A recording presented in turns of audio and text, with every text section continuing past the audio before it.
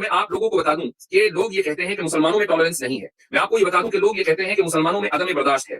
آپ دیکھیں کہ دلی میں جہاں 10 لاکھ کا مجمع مسلمانوں کا ہے، اسٹیج کے اوپر مسلمانوں کی بڑی تعداد چند دوسرے مذاہب کے رہنما بیٹھے ہوئے ہیں، اور سامنے لاکھوں کا سمندر ہے مسلمانوں کا، اور وہاں پر مسلمانوں کے اسٹیج پر ہی ایک شخص مسلمانوں کے سب سے بڑے لیڈر انڈیا میں حضرت مولانا سید ارشد مدنی کی شان میں توہین کر کے چلا جاتا ہے مائک کے اوپر. اور نہ صرف یہ کہ ان کی شان میں توہین کرتا ہے، بلکہ ان کی بتائی ہوئی باتوں کو وہ بکواس کہتا ہے، وہ فالتو کہتا ہے. وہ یہ کہتا ہے کہ، اور میں صرف الفاظ دہرا رہا ہوں، کہ جو آپ اللہ بنو اور آدم کی بات کر رہے ہیں یہ سب فالتو ہے.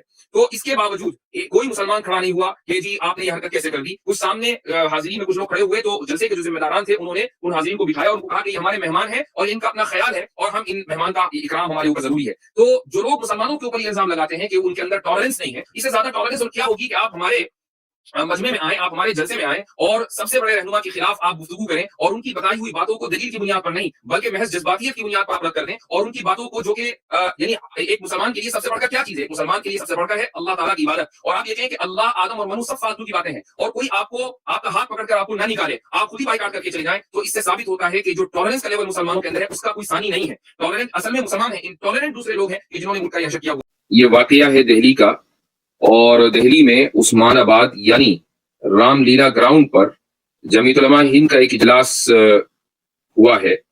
اور جمعیت علماء ہند بھارتی مسلمانوں کی ایک موقر تنظیم ہے، اور ایک ایسی تنظیم ہے کہ جس کا ملک کی آزادی میں ایک اہم کردار رہا ہے، اور اس کے بغیر اس ملک کی آزادی کا تصور ممکن نہیں ہے. اس تنظیم کے صدر حضرت مولانا سید ارشد مدنی، جو میرے استاد بھی ہیں اور میں فخر محسوس کرتا ہوں کہ میں ان کا شاگرد ہوں، انہوں نے تقریر کی ہے، اور ایک ایسی تاریخی تقریر کی ہے کہ جس کی نظیر ملنا ماضی قریب میں بہت مشکل ہے. اس تقریر میں انہوں نے لاکھوں لوگوں کے سامنے، اور اب تو میڈیا اور سوشل میڈیا کا دور ہے تو کروڑوں لوگوں کے سامنے توحید کا جو درس دیا ہے وہ یقیناً ایک مثالی درس ہے.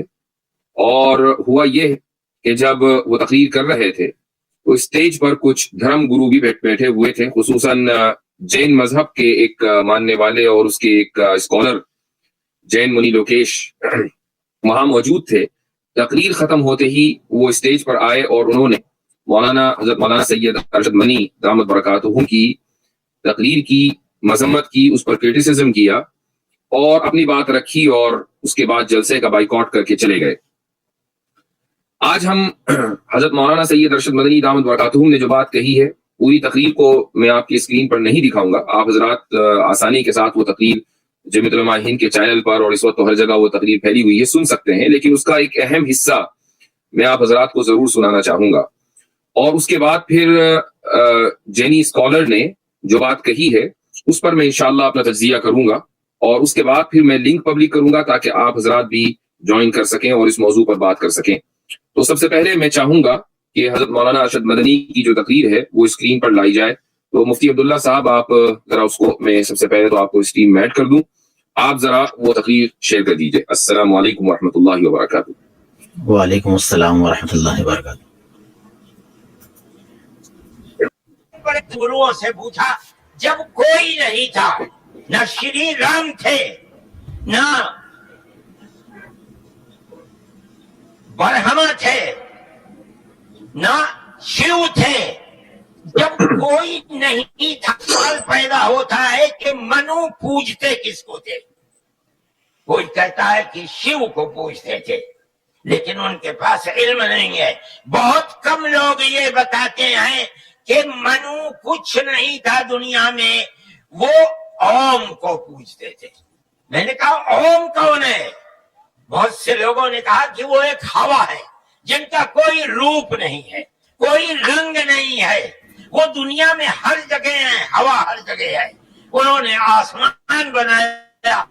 میں نے کہا کہ ارے بابا، انہی کو تو ہم اللہ کہتے ہیں، انہی کو تو تم ایشور کہتے ہو، اسی کو تو ہم اللہ کہتے ہیں.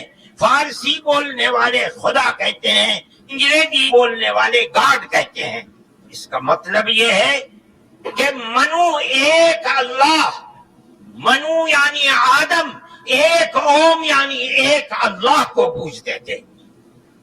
یہ ہمارے ملک کی بس یہاں تک.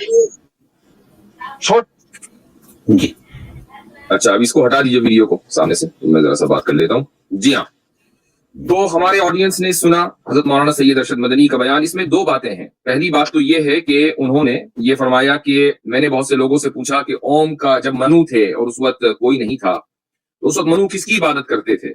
تو کچھ لوگوں نے ان کو بتایا کہ منو اوم کی عبادت کرتے تھے، اور اوم کیا ہے؟ وہ ہر جگہ ہے، وہ ایک ایسی چیز ہے کہ جو نظر نہیں آتی. جو بھی اس کا انہوں نے اس کی صفات بیان کی تو حضرت نے کہا کہ پھر اسی کو تو ہم اللہ کہتے ہیں.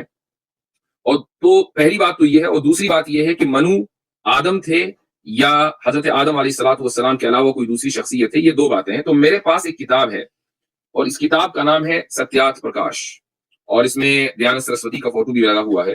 تو یہ انہی کے یہاں سے چھپی ہوئی ہے، آتھینٹک کتاب ہے آریہ سماج کی.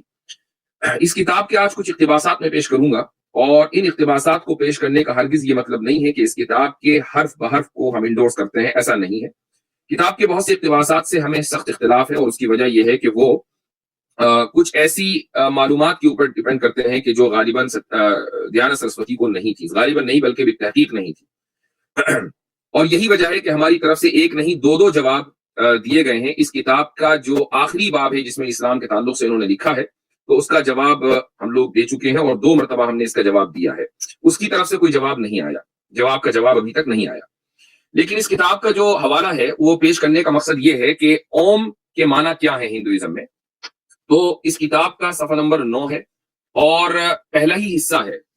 اس میں اسماء الہی یعنی خدا کے جو نام ہیں اس کے تعلق سے دیانت سرسوتی نے گفتگو شروع کی ہے، اور وہ اوم کو مسلمان بڑی آسانی کے ساتھ اس چیز کو سمجھ سکتے ہیں کہ وہ اوم کو اسم اعظم قرار دے رہے ہیں. وہ یہ کہتے ہیں کہ اسم اعظم اوم کے معنی. تو لکھتے ہیں کہ اوم پرمیشور کا اسم اعظم ہے کیونکہ اس کی ترکیب میں آ او ما ان 3 حروف سے ہوئی ہے، اور ان حروف میں پرمیشور کے کثیر التعداد یعنی بہت بڑی تعداد میں نام آ جاتے ہیں. پھر انہوں نے مثالیں دی ہیں.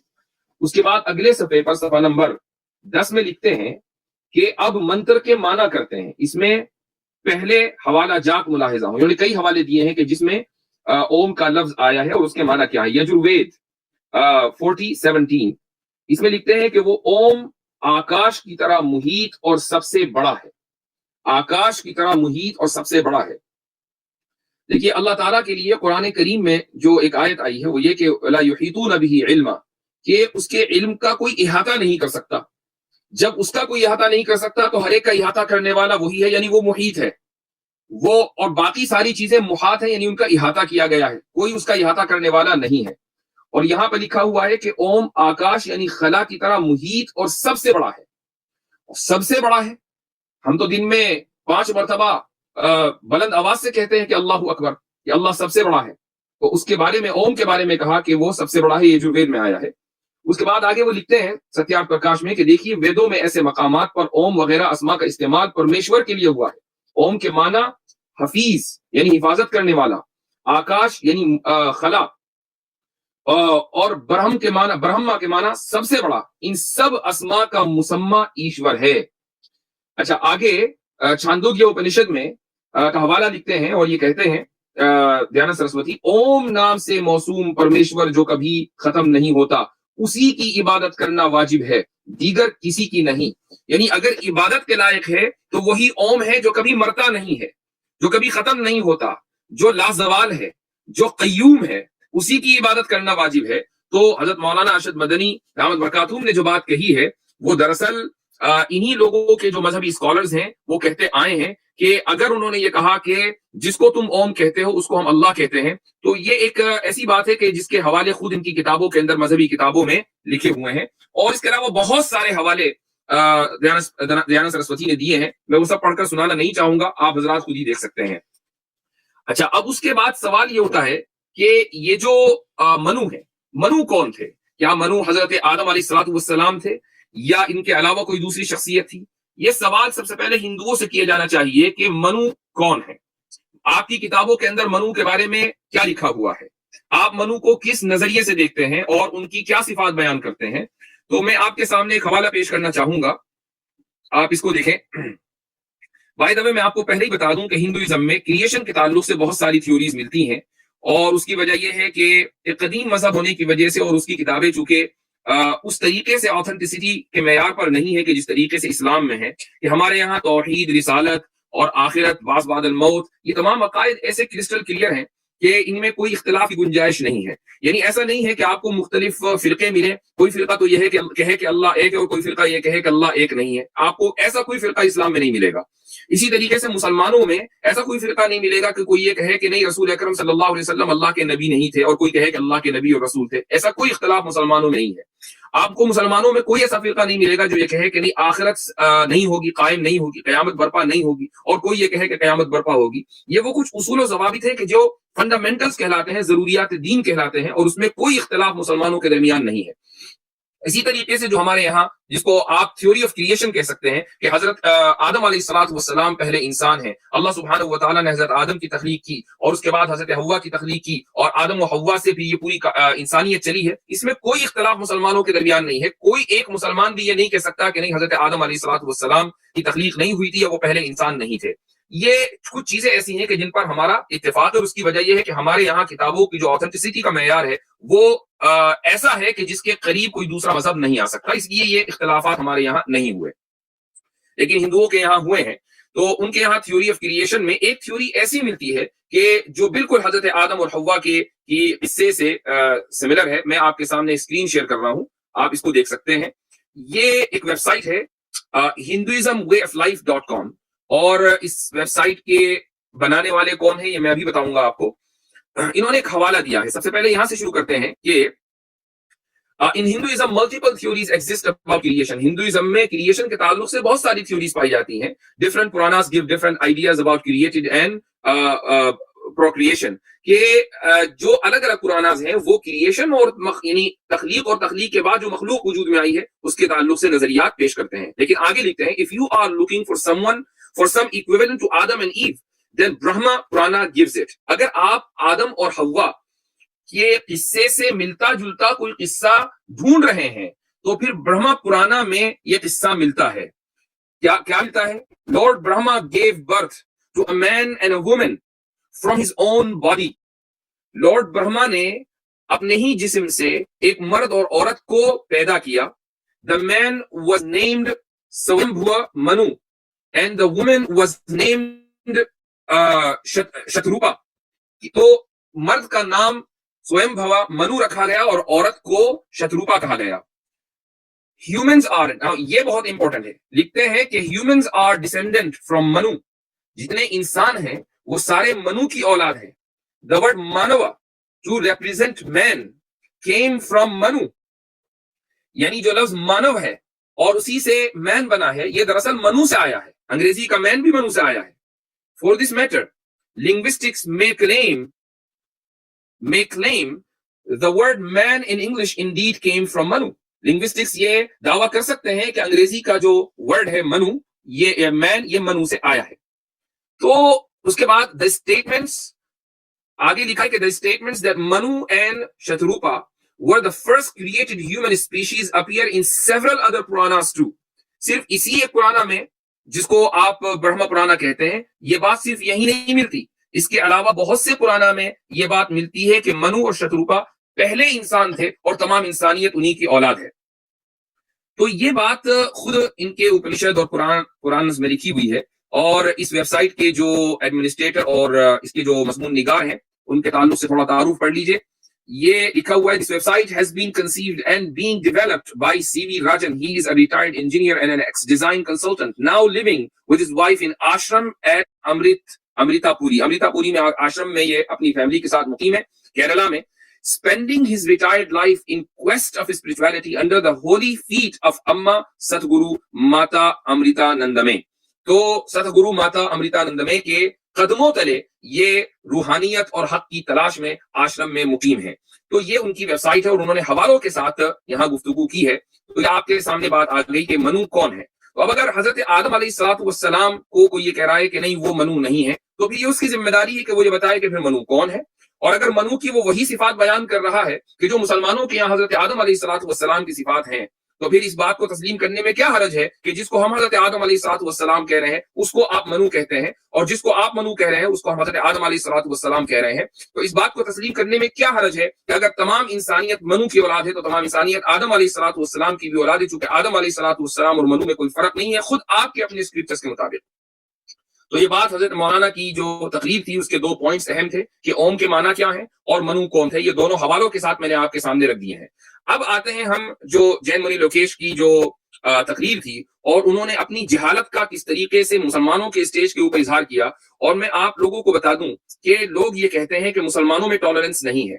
मैं आपको ये बता दूं कि लोग ये कहते हैं कि मुसलमानों में अदम बर्दाश्त है। आप देखें कि दिल्ली में जहां 10 लाख का मजमा मुसलमानों का है, स्टेज के ऊपर मुसलमानों की बड़ी तादाद, चंद दूसरे मजाहिब के रहनुमा बैठे हुए हैं और सामने लाखों का समंदर है मुसलमानों का, और वहां पर मुसलमानों के स्टेज पर ही एक शख्स मुसलमानों के सबसे बड़े लीडर इंडिया में हजरत मौलाना सैयद अरशद मदनी की शान में तौहीन करके चला जाता है माइक के ऊपर। और न सिर्फ ये कि उनकी शान में तौहीन करता है बल्कि उनकी बताई हुई बातों को वो बकवास कहता है, वो फालतू कहता है। वो ये कहता है कि, और मैं सिर्फ अल्फाज दोहरा रहा हूं, कि जो आप अल्लाह बनू और आदम की बात कर रहे हैं ये सब फालतू है। तो इसके बावजूद कोई मुसलमान खड़ा नहीं हुआ कि जी आपने ये हरकत कैसे कर दी। कुछ सामने हाजिरीन में कुछ लोग खड़े हुए तो जलसे के जो जिम्मेदारान थे उन्होंने उन हाजिरीन को बिठाया और उनको कहा कि ये हमारे मेहमान हैं और इनका अपना ख्याल है और हम इन मेहमान का इकराम हमारे ऊपर जरूरी है। तो जो लोग मुसलमानों के ऊपर ये इल्जाम लगाते हैं कि उनके अंदर टॉलरेंस नहीं है, इससे ज्यादा टॉलरेंस और क्या होगी कि आप हमारे मजमे में आए, आप हमारे जलसे में आए और सबसे बड़े रहनुमा के खिलाफ आप गुफ्तगू करें और उनकी बताई हुई बातों को दलील की बुनियाद पर नहीं बल्कि महज जज्बातियत की बुनियाद पर आप रद्द कर दें, और उनकी बातों को जो कि यानी एक मुसलमान के लिए सबसे बढ़कर क्या चीज है, एक मुसलमान के लिए सबसे बढ़कर है अल्लाह ताला की इबादत। और आप ये कहें कि अल्लाह, आदम और मनु सब फालतू की बातें हैं और कोई आपको आपका हाथ पकड़कर आपको न निकाले, आप खुद ही बाइकाट करके चले जाएं, तो इससे साबित होता है कि जो टॉलरेंस का लेवल मुसलमानों के अंदर है उसका कोई सानी नहीं है। टॉलरेंट असल में मुसलमान है, इंटॉलरेंट दूसरे लोग हैं कि जिन्होंने मुल्क का यह हशर किया हुआ है। तो अब आपको मैं उनकी लोकेश साहब की तकरीर सुनाना चाहूंगा, जैन मुनि लोकेश की। जी हाँ, सुनाइए मौलाना। मदनी साहब के निमंत्रण को भारतीय सर्वधर्म संसद के सभी रहनुमा यहाँ आए और बड़ी प्यार मोहब्बत की बात हमारे स्वामी चिदानंद सरस्वती जी महाराज ने की, एक माहौल बनाया। मैंने भी अपने विचार रखे, संयोजक गोस्वामी सुशील जी महाराज ने बड़ी प्यार मोहब्बत की बातें की, हमारे सिख समाज से परमजीत सिंह चंडोक जी ने बड़ी प्यार मोहब्बत की बातें की। किंतु उसके बाद जो मदनी साहब का वक्तव्य हुआ, हम कोई उससे सहमत नहीं है और मैं आपसे निवेदन करना चाहता हूँ, हमें केवल छोड़ने की बात अगर करनी है प्यार मोहब्बत की कीजिए। ये जो उन्होंने कहा कि हम इससे सहमत नहीं है, ये सहमत क्यों नहीं है और क्यों नहीं हो सकते, ये मैं हवाले के साथ अभी आपको साबित करूंगा। जी आगे चलें।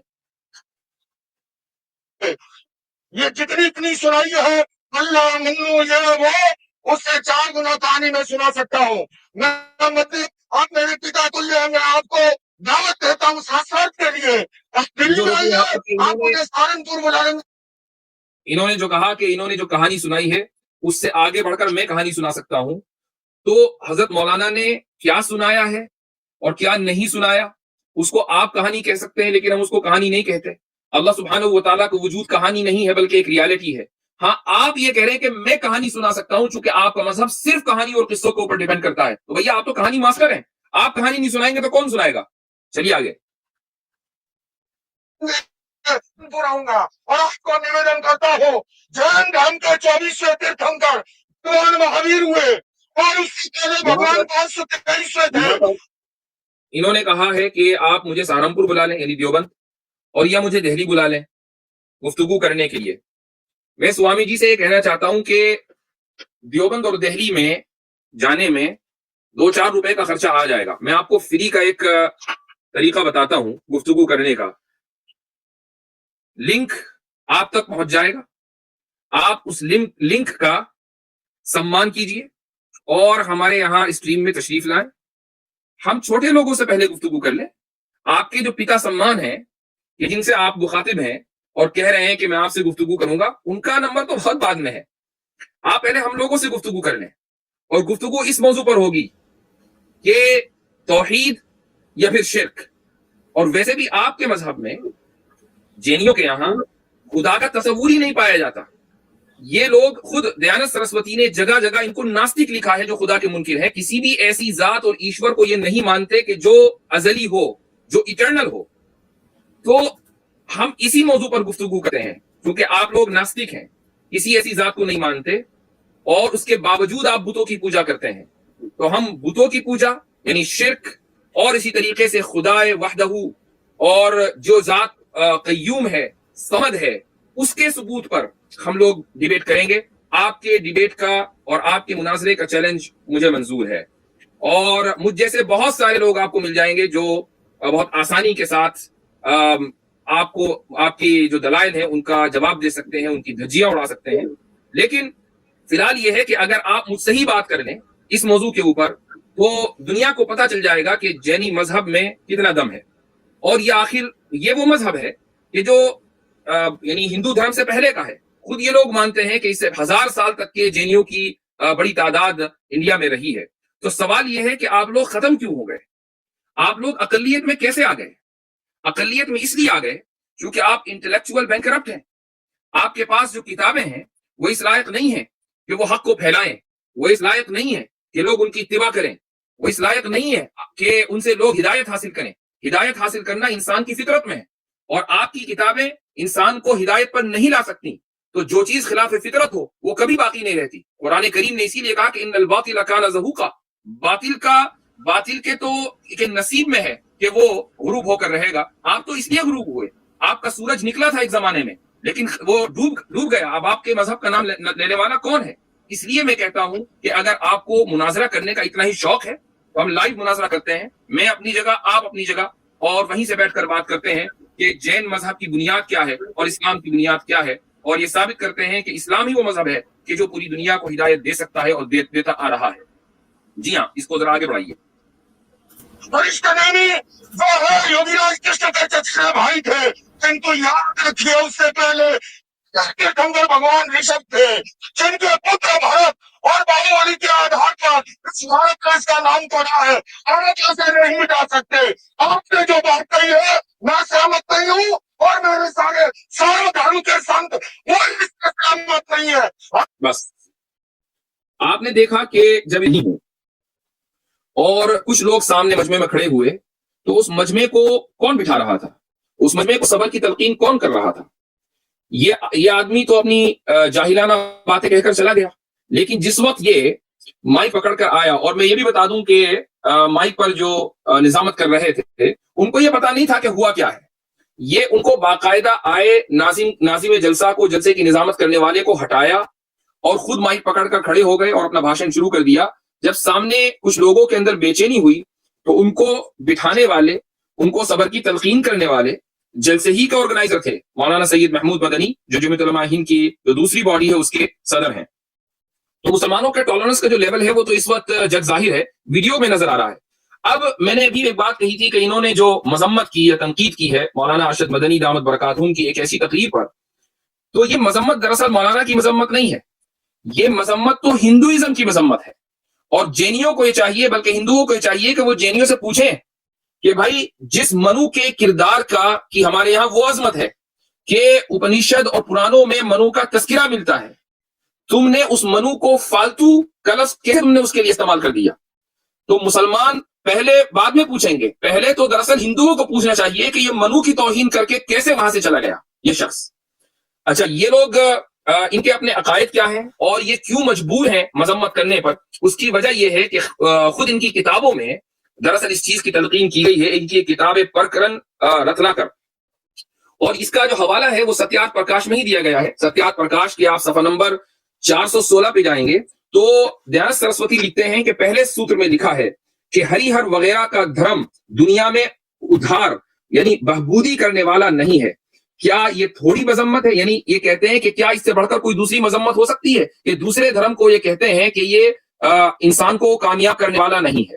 अच्छा, आगे वो एक उन्वान बांधते हैं, वो कहते हैं जैनियों की तंग ख्याली, उनका नैरो माइंडनेस। कहते हैं परकरन रत्नाकर 6-2-6-11 इसमें लिखा हुआ है कि मुखालिफ मजहब और मुखालिफ सूत्र के दिखा देने से जो जनहित यानी देत राग बेलोस तीर्थ तिंकरों की हिदायत की हुक्म उदूली होती है वो दुखी यानी पाप है। जिन ईश्वरों यानी जैनियों के ईश्वर के जन ईश्वर यानी जैनियों के ईश्वर के फरमाए हुए समीक्तों वगैरह धर्म पर अमल करना बड़ा मुश्किल है, इसलिए जिस तरीके से जिन की हुक्म उदूली न हो वैसा ही करना चाहिए। आगे दयानंद सरस्वती ने एक उन्वान बांधा है, जैनियों का हसद और तासुब। ये बड़ा जबरदस्त इक्तिबास है। कहते हैं प्रकरण रत्नाकर 2/6/18 इसमें लिखा है, जिस तरह जहरीले सांप की मनी भी काबिले तर्क है, इसी तरह जो जैन मजहब में नहीं वो खाह कितना ही बड़ा धार्मिक पंडित हो, जैनियों को उसे तर्क कर देना ही वाजिब है। क्या मतलब? यानी जहरीले सांप की मनी जिस तरीके से काबिले तर्क है और आप उसको हाथ नहीं लगाते, आप उसको नहीं छूते, तो ये कहते हैं जैनी के जो दूसरे मजहब के लोग हैं, चाहे वो कितने ही बड़े धार्मिक पंडित क्यों ना हो, लेकिन जैनियों के लिए जरूरी है कि वो उनको तर्क कर दें। तो भैया आप स्टेज पर आकर ये जो कह रहे हैं कि हम तो सद्भावना मंच पर आए थे, हम भाईचारगी के लिए आए थे और बड़ा अच्छा माहौल चल रहा था, आपकी मजहब की किताबों के अंदर तो बड़ा अच्छा माहौल दिया गया है, आप दूसरे मजहब के उलमा को क्या कहते हैं कि वो सांप की जहरीले सांप की मनी से भी बदतर है, ये आपकी मजहब की किताबों के अंदर लिखा हुआ है जैनियों के यहाँ। और फिर आप ये कहते हैं कि हम भाईचारा फैलाते हैं, आप कहते हैं कि हम अमन फैलाते हैं, ये किस तरह का अमन है? अगर आप ये कहते हैं कि ये इख्तिबासात गलत हैं तो फिर आप इन इख्तिबासात का जवाब दीजिए, और जवाब देने के लिए सबसे अच्छा प्लेटफॉर्म यही है, हम आपको दावत देते हैं और चैलेंज आपकी तरफ से आया है मुनाजरे का, तो इंशाल्लाह हम उसका जवाब देंगे। आप इन इख्तिबासात की वजाहत करें, आपकी ये किताबें गलत हैं, अगर गलत है तो हम मान लेंगे, हमें मानने में कोई मसला नहीं है, और अगर सही है तो इसका फिर वो माना बयान कीजिए जो दुनिया के लिए काबिल कबूल हो, और अगर आप वो माना बयान नहीं कर सकते तो फिर आप उसको तस्लीम करें कि आपका जो मजहब है वो सद्भावना फैलाने के लिए या इसी तरीके से लोगों में भाईचारगी फैलाने के लिए नहीं है, बल्कि वो तो नफरतों का बीज पैदा करने के लिए है। तो ये चंद इख्तिबासात इनके हैं और ये आपके सामने मैंने रख दिए हैं। अब मैं